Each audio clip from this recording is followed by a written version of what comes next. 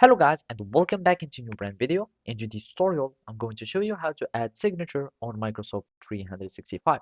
So make sure to watch the video to the end and follow these simple steps. So basically, all you will be needing to do now is to simply go to the app where you want to add signature.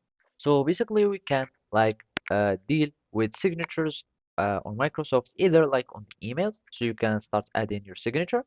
So you will be needing to go first to your Outlook, and from there you will be able to start adding your signatures. So from here you will be needing to go to the settings, and basically we will be needing to go to accounts, and by going to accounts we will find signatures.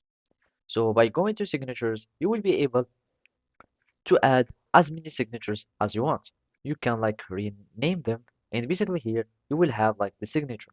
So you can like have my signature, you can format it, like add some formatting to it, and use whatever you'd like, change the font. You can also add image, like for example some logo or whatever your post. You can like do whatever you like on signature, and from there you will need just click on use signature so you can have it.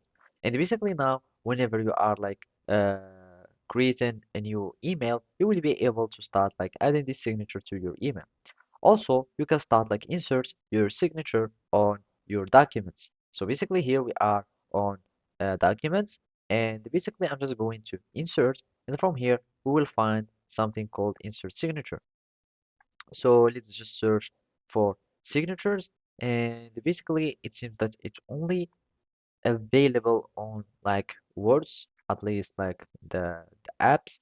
And basically from there you will find like there is like the insert signature line, and basically you will be able to start like adding signatures.